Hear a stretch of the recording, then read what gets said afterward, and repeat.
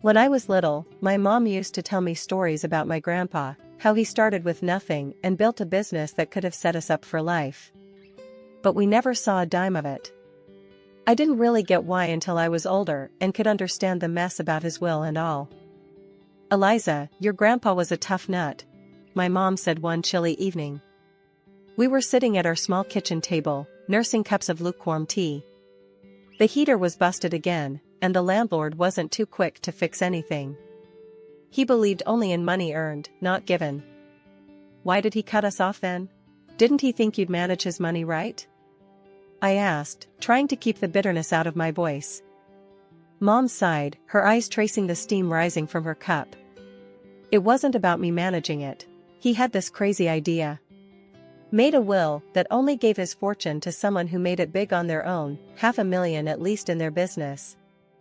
"That's just cruel," I muttered. The idea seemed ludicrous, a game set by a man who loved his money more than his family. "It was his way or the highway," Mom continued. "When I argued with him, he practically disowned me. Said if I was any good, I'd earn my way without his help." The unfairness of it all gnawed at me. Here we were, scrimping and saving every dime, while someone out there was living it up on what should have been ours. Ever since I was a kid, I had a knack for spotting a chance to make a buck. I'd set up a lemonade stand at the local golf course on sweltering summer days. 50 cents a cup. I'd holler, waving to the thirsty golfers. They couldn't resist the pitch from a freckle-faced kid with a pitcher. "You sure know how to hustle, kiddo," an old golfer named Hank once told me, chuckling as he handed over his change. "Keep that up, and you'll be a tycoon one day." I grinned, pocketing the coins. "Just saving up for something big," I'd say, my mind always on the next big thing. And it wasn't just lemonade. I made homemade baubles and bracelets, stringing them together from beads I'd find at the dollar store. I sold them wherever I could, neighborhood block parties, school events, even at the front yard during garage sales. Trading wasn't just fun, it felt right, like I was meant to do it. "Eliza's got her own little business empire going," my mom would joke to her friends, but there was a hint of pride in her voice that made me stand a little taller. But it was the sewing that really caught on. When I managed to buy that old sewing machine from a garage sale, it was like all my Christmases had come at once. Teaching myself to sew wasn't easy. The machine was temperamental, and the tutorials online weren't always clear, especially when the internet connection flickered in and out. But I stuck with it. Soon, I was turning drab thrift store finds into trendy outfits. "Eliza, is that the same shirt you wore last week?" Sarah sneered one day as she caught me at my locker. "Looks different." "Yep, gave it a little makeover," I said casually, slamming my locker shut. "You should try it sometime, might improve your attitude." She scoffed and strutted away, but a couple of other girls lingered. "That was really cool what you did with your shirt. Could you do mine?" one of them asked, a shy smile playing on her lips. "Sure thing. Bring it tomorrow," I replied, my heart swelling with pride. Word got around, and soon I was taking custom orders. It wasn't just pocket money anymore, it was real business. People paid good money for uniqueness, and I was all too happy to provide. One sunny afternoon, I dragged my latest creations to the local street fair. I set up a rickety table, laid out my garments, and waited, heart thumping with the thrill of it all. "You think people will buy these?" Mike, my friend, asked, eyeing the passers-by skeptically. "They'd be crazy not to," I shot back, confidence bubbling. And buy they did. My table was swarmed.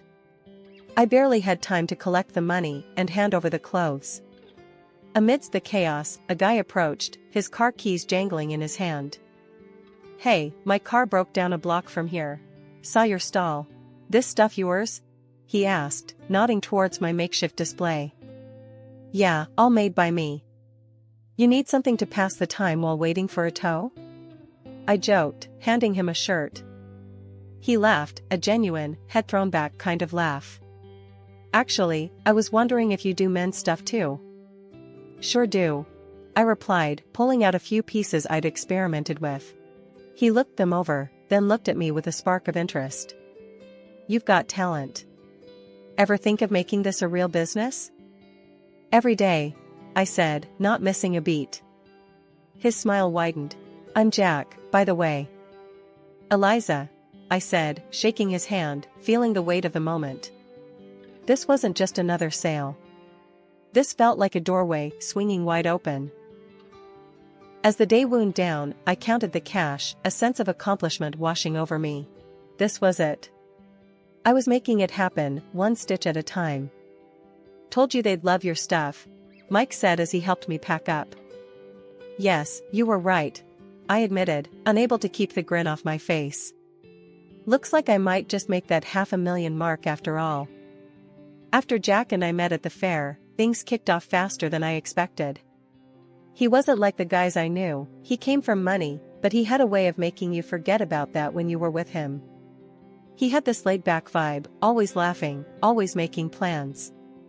We started seeing each other more, and it wasn't long before we were seriously dating. One day he said, Eliza, I think it's time you met my parents. The thought alone made my stomach churn. I knew his folks came from old money, the kind that looked down on people like me. Are you sure? I asked, my voice tense. I don't think they'll like me much. Jack laughed it off. They'll love you. Don't worry so much. The drive over to Jack's parents' house felt like the longest ride of my life.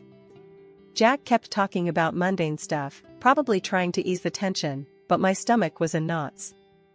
We turned into a long driveway, and there it was, a massive house that looked more like a museum than a home. We walked up to the grand entrance, and the door swung open before we could even knock. There stood Jack's mom, Mrs. Thompson, dressed impeccably in a way that made me feel underdressed instantly, despite my careful choice of outfit. Jack, darling, she exclaimed, pulling him into a hug, then turned to me with a polite smile that didn't reach her eyes. And you must be Eliza. We've heard so much about you. Her words sounded warm, but her tone was anything but. I forced a smile. Thank you for having me, Mrs. Thompson.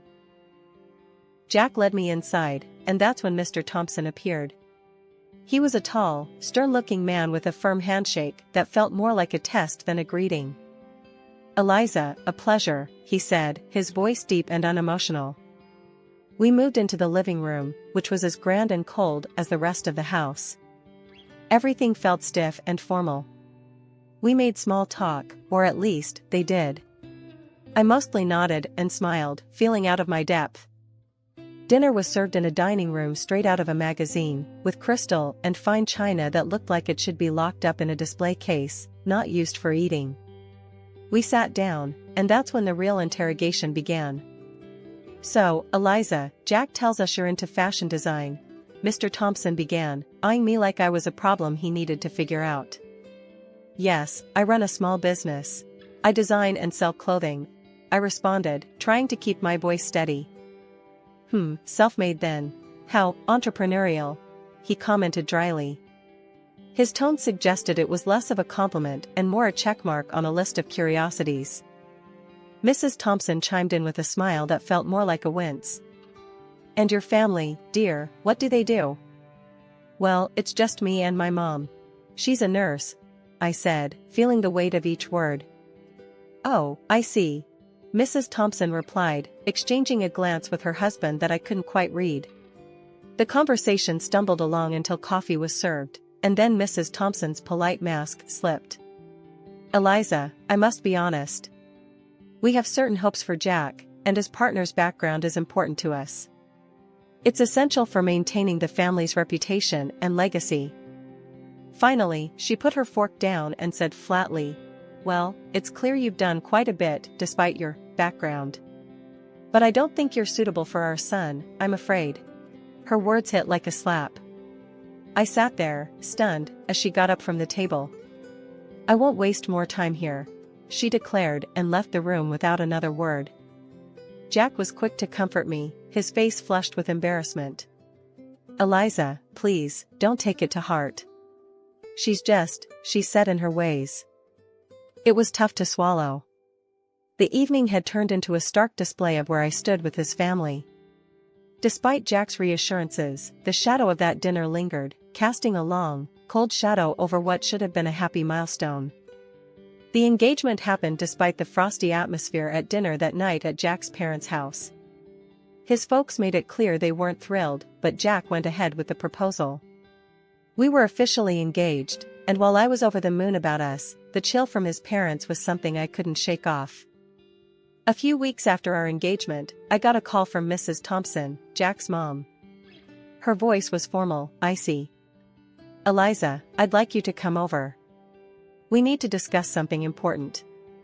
When I arrived, both of Jack's parents were waiting. The house felt colder than ever, like all the warmth had been sucked out of it. Mrs. Thompson didn't waste any time. "Eliza, we've looked into your background thoroughly," she began, her tone sharp and unwelcoming. Mr. Thompson nodded, his face stern. "It's clear you come from a very different world than ours." His wife continued. "And frankly, we feel you're hunting for wealth, climbing through our son. But we won't allow our family fortune to be jeopardized." The words stung, but before I could react, Mrs. Thompson slid a stack of papers across the table towards me. "Since I can't convince Jack to rethink this marriage, you'll need to sign these," she said flatly. I picked up the papers. They were a prenuptial agreement. As I read through, it was clear, I wouldn't lay claim to any of Jack's wealth, and neither would any children we might have. Without hesitating, I signed them. "I'm not marrying Jack for his money," I said, handing the signed papers back to her. Mrs. Thompson looked taken aback, her eyes wide. Even Mr. Thompson raised an eyebrow, surprised by my quick compliance. I left their house feeling a mix of relief and resentment. At home, I told Jack everything. He laughed it off. "Wow, you really showed them. Good for you." But his laughter didn't sit right with me. "Aren't you bothered that your mom thinks so lowly of me? She humiliated me, Jack." He shrugged, still smiling. "I get why you're upset, but you know how mom is. She has her reasons, and well, she's not completely wrong to worry, right?" His words felt like a slap. Not only had his mother insulted me, but now Jack was subtly defending her. It hurt, realizing that maybe he wasn't entirely in my corner. A year after our engagement, as the wedding drew closer, my life was a whirlwind of excitement and stress. My business, a sportswear brand I had started from scratch, was finally taking off. It was thrilling to see my designs being worn and loved. I had built a small capital, enough to expand and take on bigger challenges.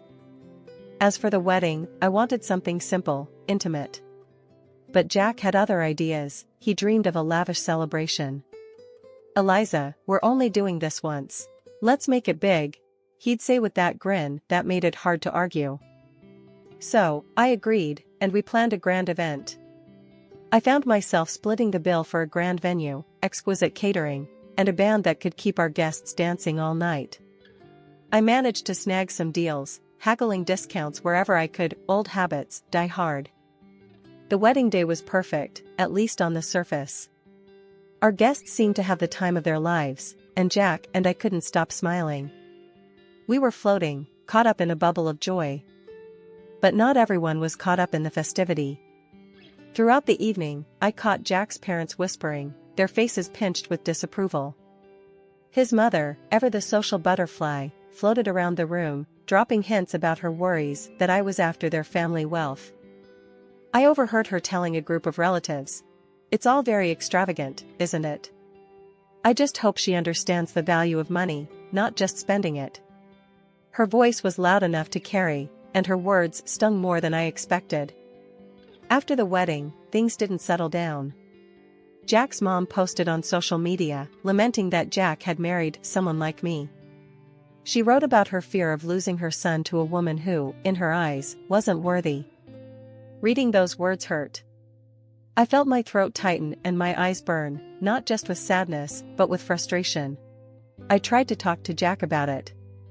"Your mom's posts, they're really harsh. Can you talk to them? They don't even know about the business, how well it's doing." Jack sighed, his face troubled. "Eliza, I know it's tough, but let's not rock the boat, okay? My parents, it's just how they are." But they think I'm some gold digger, Jack. They don't see that I don't need their money. He pulled me close, his voice soothing. I know. But let's just ignore it for now. They'll come around. They just need time to see what I see. I nodded, not convinced, but exhausted from the argument. I agreed to let it go, not because I thought he was right, but because I was too tired to fight. It was easier to focus on my business, pouring my energy into something positive, something that was mine. Despite the personal turmoil, my business kept growing. Orders poured in, and my brand gained a following. I was doing interviews, photo shoots, and even talking about partnerships. My days were packed, and I thrived on the hustle. The evening of the charity dinner arrived, and it was held at a swanky hotel downtown. The event was all about supporting sports programs for kids and teenagers. As the main costume designer, I had decided on a blue and white theme that matched not just the decor, but some of the latest pieces from my sportswear line. Jack and I walked into the grand hall, a room buzzing with well-dressed guests and shimmering lights. I was nervous, but excited to see my designs showcased in such a grand setting. That excitement quickly soured when we spotted his parents across the room. Their cold stares cut right through the warmth of the bustling crowd. Jack noticed but said nothing, and their blatant disregard stung me deeply, but I bit my lip and kept walking. As guests began to arrive, I circulated the room, chatting and networking. Jack was by my side, his usual charming self, but I could tell he was a bit overwhelmed by the scale of the event. "You're really pulling out all the stops, huh?" Jack commented as we watched the crowd from a distance. "Go big or go home, right?" I replied with a wink. "Eliza, you've outdone yourself," a familiar voice said from behind me. Turning around, I saw a local sports celebrity who'd worn my designs before. "These uniforms are fantastic." "Thanks so much. Enjoy the evening," I smiled, handing them a business card. "Let's catch up soon." The event was buzzing, the atmosphere electric with enthusiasm and goodwill. Then, the moment of truth arrived. The host took to the stage to thank the sponsors, and my heart raced as he started to speak. We hadn't been seated long when the evening's presenter took the stage to kick off the event. The atmosphere was lively, filled with applause and cheer until it came time to thank the sponsors. My heart raced with pride and anxiety as my name was announced as one of the main contributors. "I'd like to extend a special thank you to Eliza, whose generous donation of over $300,000 made tonight possible," the presenter boomed through the microphone. The room erupted in applause, but it was abruptly pierced by a shriek from Mrs. Thompson, Jack's mother. "Absolutely not," she screamed, drawing the room into a shocked silence. She demanded a microphone, and once it was handed to her, she didn't hesitate. "This is preposterous. Eliza couldn't possibly afford this. She's nothing but a poor beggar using my son's money. She's a cunning predator, sneaking into our family to bankrupt us." Her words echoed through the hall, venomous and loud. The presenter, taken aback but composed, quickly tried to correct the situation. "Mrs. Thompson, I assure you, you are mistaken. Eliza's company is extremely successful and fully capable of such generosity. I know this firsthand." The crowd murmured, the tension palpable. Then, in an unexpected move, the presenter passed the microphone to Jack, hoping for him to clear the air. Jack's face was a mix of embarrassment and conflict. He glanced at his parents, then at me, his voice barely a whisper as he spoke into the mic. "I have nothing to say," and with that, he walked over to his parents, leaving me standing alone amidst a sea of whispers. The weight of the moment settled heavy on my shoulders. I felt exposed and humiliated, not just by the accusations, but by Jack's refusal to defend me, to affirm the truth about my success. The pride I had felt in my contribution was tarnished, overshadowed by the drama unfolding around me. Stepping into the spotlight, I approached the microphone, my heart pounding, but my resolve clear. "Good evening, everyone. Thank you for being here tonight," I started, my voice steady, despite the tumult of emotions. "Tonight, I'd like to share something very personal about my journey. The room fell silent, all attention on me. I started as a street entrepreneur, not just to make ends meet, but driven by a dream. That dream led to the creation of a sportswear brand that many of you know now. Pausing, I looked around, meeting the eyes of young athletes and seasoned businessmen alike. When my company's profits hit $500,000, I fulfilled a promise to a very special person, my grandfather. I continued, my voice growing stronger. He left a will stating that his inheritance would go to a relative who made their own success, reaching that exact figure in their business. Whispers filled the hall, and I took a moment to let that sink in. That inheritance has been used to fuel not just my personal growth, but to give back through charity, much like tonight's event. The crowd was listening, some nodding, as I unfolded more of my story. After the pandemic, my business didn't just survive, it thrived, growing several times over. Every challenge faced was a stepping stone. As I concluded, I stand before you, not just as a business owner, but as someone who believes in the power of perseverance and dedication. The room erupted into applause, some guests standing in ovation. I scanned the crowd, seeing faces light up with respect and admiration, but my eyes briefly caught Jack's parents. Their expressions, once haughty, now showed disbelief and embarrassment. They quietly exited the hotel. Jack, looking equally shaken, tried to approach me, muttering an apology. Eliza, I just shook my head and walked past him, my emotions a mix of triumph and heartache. I needed space, not just from the evening's drama, but from everything. I decided to stay at the hotel that night, alone with my thoughts. Later, as I sat in the quiet of my hotel room, my phone rang. It was Mom. Her voice was thick with emotion. Honey, I saw everything. I just want you to know how proud I am. To see you stand up there, telling your story, reclaiming your truth, you're everything I hoped you'd be. After spending a night at the hotel, to clear my head, I returned home. The place felt different, heavier somehow, as if the walls themselves held the tension from the last few months. Jack was there, waiting. As soon as he saw me, he tried to apologize again. Eliza, I'm so sorry about everything. Can we just forget all this and start over? He pleaded, his voice desperate. I shook my head, the decision heavy on my heart, but clear in my mind. Jack, I can't. I don't want to be with someone who can't stand up for me, who sides with his parents over his wife. It's not just about last night. This has been building for a long time. His face fell, and he reached out, but I stepped back. I'm filing for divorce, I said firmly. I didn't wait for his response. I gathered a few essentials and left for my mother's house, the one I recently bought with the inheritance from my grandfather. It felt like a sanctuary after the storm I'd walked through. The divorce proceedings were straightforward. Thanks to the prenup we had signed, and with no children to consider, it was over quickly. During that time, Jack's parents tried to intervene. They called repeatedly, trying to patch things up, not for my sake, but because their son's lifestyle had changed now that I was out of the picture. I blocked their numbers. It wasn't just to silence the constant ringing, but to cut off a past that was holding me back. Through friends, I heard Jack started drinking, lost his job, and eventually, his parents disowned him, not wanting to tarnish their reputation with his downward spiral. I felt a pang of sorrow for him. Despite everything, I never wished him ill. But I knew I needed to move on.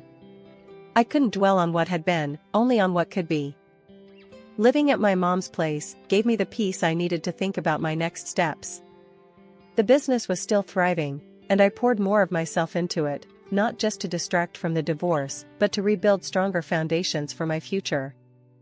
One evening, sitting in the garden my mom and I had started together, she turned to me, a soft smile on her face. You did the right thing, Eliza. It's tough, but you're tougher. And I'm here, always. Thanks, Mom. I know. It's just a lot to process, I replied, feeling the weight of her support. As long as you remember that you're not just surviving, you're building, learning, and growing. That's what matters, she said, squeezing my hand. She was right. The end of my marriage wasn't just an ending. It was a gateway to a new chapter. One where I could make decisions without second guessing if someone had my back. One where I could stand on my own, not just as a successful businesswoman, but as a person reshaped by her experiences.